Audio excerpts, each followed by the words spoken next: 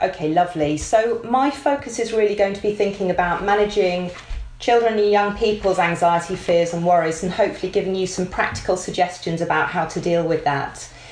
So if we kick off, one of the things I'm sure you'll all be aware of for all of us is that situations like the current situation with COVID-19 is leading all of us to feel a heightened sense of threat, and various other sort of kind of thinking patterns that we might experience from time to time when we're anxious, but those patterns might be much more prevalent at the moment, and you may well be seeing them in your child as well.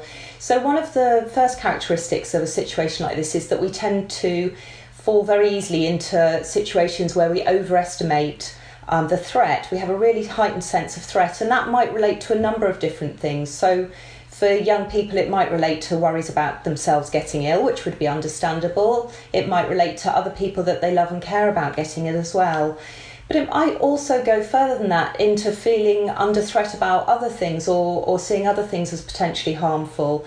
So for many of us at the moment, this heightened sense of threat is leading us to have lots of physical sensations going on in our bodies. You might feel tight in your chest. You might feel like your throat's a little bit constricted. You might have moments where breathing feels a bit more difficult. And of course, all of those are symptoms associated with COVID, and that can lead all of us to feel like we might be developing it and wondering what those sensations mean. So some of the worries might relate to sort of feeling like we've got these really funny sensations and not quite being able to make sense of them and thinking that they might be potentially harmful or dangerous.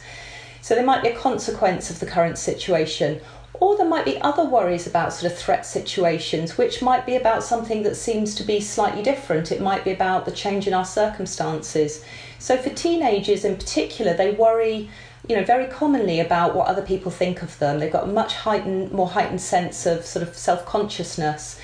And therefore, some of the things that teenagers will now be doing, whereby they might be online a lot more and interacting with other people in different ways, might in itself lead them to feel more anxious about things and worry about what other people think and whether they look okay on social media and that kind of thing. So worries might be about a range of different threat-based things, but also if we're thinking about younger children, some of them might struggle to articulate what that worry is about. It might just be a sort of overall sense that something's wrong or something bad might happen. It might be a bit more challenging to identify. And then understandably, when we sort of tend to have a heightened sense of threat, we often find it much more difficult to estimate accurately how in control or how able we are to cope. And so that might be a particular challenge and something we'll come back to as we're thinking about what we as parents or other people working with young people can do. And then with all of this current situation, obviously we're having to live with a huge amount of uncertainty and things change day to day, and that can be really challenging for us. And we know that when we feel anxious, that can be even more difficult. So that's something we also really want to be thinking about. And then finally, many people with anxiety might experience a real sense of heightened responsibility. We know that young people who develop difficulties with anxiety often tend to be young people who are generally, very sensitive, very kind, very thoughtful, and that can make them a little bit more vulnerable to situations like now where they worry that they might pass on germs to other people or that they themselves might be responsible for something bad happening to themselves or to others.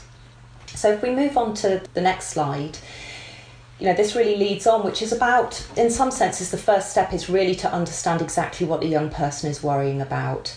Sometimes people worry that talking to children about fears might actually make the whole problem worse, but that's not our experience and that's not what young people say to us, where actually the first thing that they want is for somebody to listen and to talk through what it is they're experiencing. And so it's really important to use their language, and that's obviously going to differ if we're talking to a much younger child or an older child. So where possible, use the language that they use themselves and make no assumptions about what it is. It can be really hard as a parent that you might have your own thoughts about things like, for example, a child in year 6 potentially not having any of their leaving events that they might have expected to have.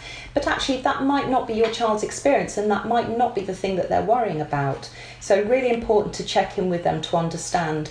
And sometimes questions like, in your worst nightmare, what might you worry would happen, can be helpful.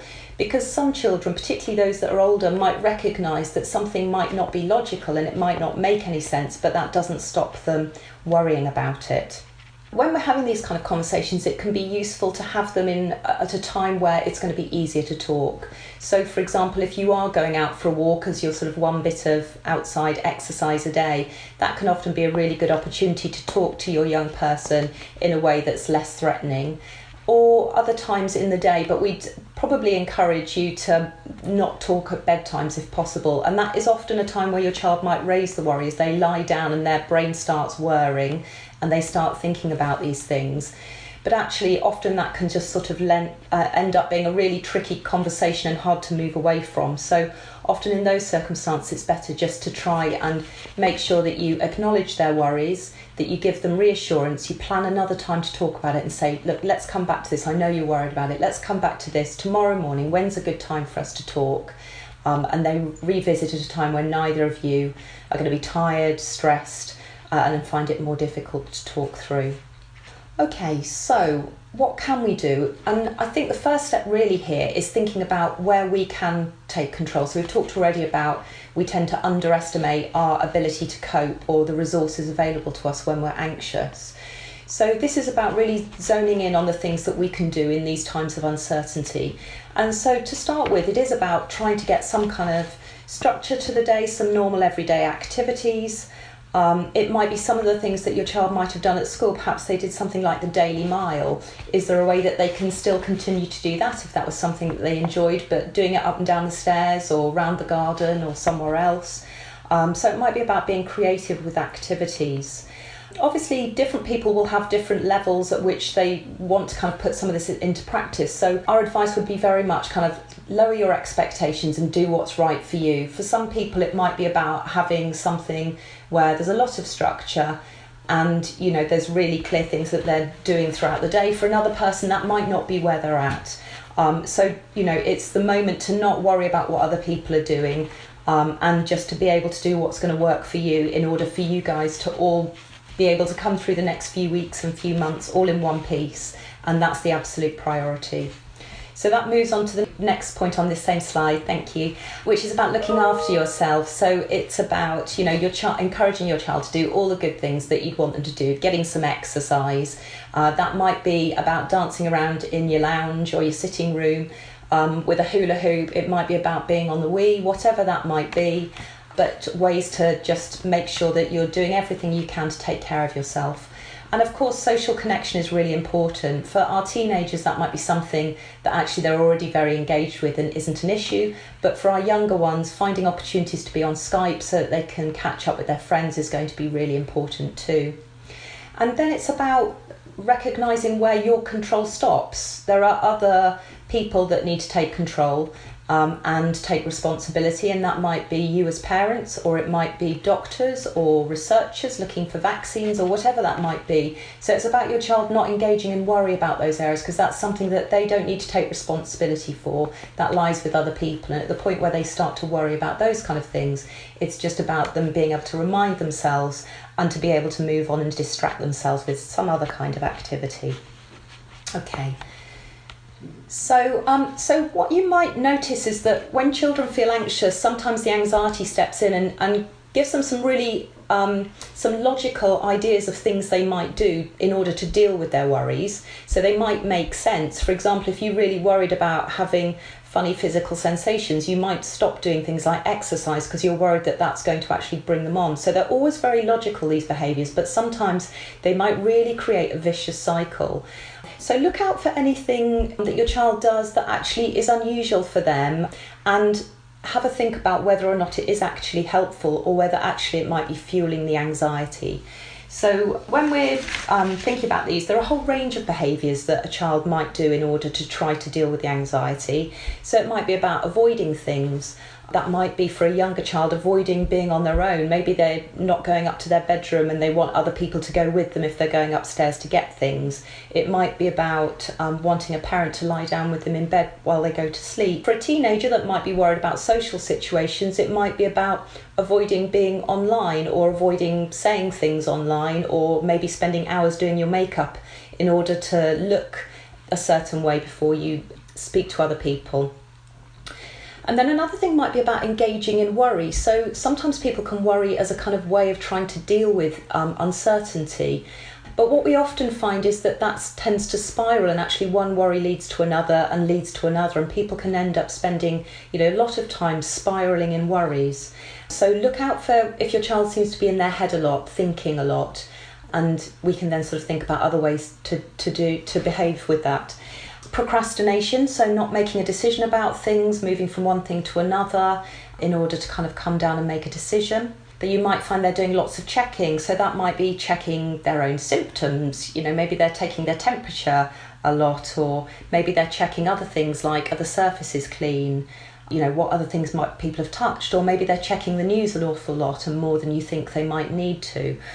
Trying to do things in order to be certain. So for people that might be, washing their hands, it might be washing your hands again and again and again to a point where you feel like it's, you get that sort of sensation that it feels right. You feel like you've done it enough. Other children might be doing things to try to be in control, which might not always be obviously anxiety, but things like having very rigid bedtime routines, or perhaps being very rigid about your timetable each day. So those kind of things, again, can be things that children might also try to do to try and control things. And then other things like, carrying water or other things that they might be doing to try and deal with it. Okay, so if we just move on to the next slide. So research very much supports the importance of taking action when people are feeling anxious. And this was a really lovely study done by a group of researchers in the States where they compared two conditions. So in one condition, parents coached their child to face their child's fears, and they compared this to a condition where instead the clinicians worked with their child doing things like identifying the child's anxiety, their anxious thoughts, some relaxation, some problem solving.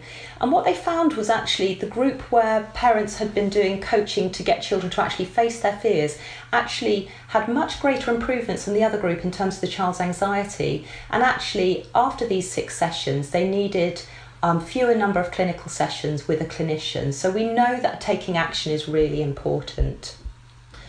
Okay, so moving on to the next slide, here are some ways to sort of think about how you might get creative, because we're obviously quite limited in the current circumstances to how we can take action. So here I've just given 3 examples about the kinds of worries that a young person might have. So for example, if they're worried about something bad happening to themselves or others, it might be about encouraging them, rather than engaging in lots of worrying behaviour, is to let those worries go and go and do something else, distracting instead.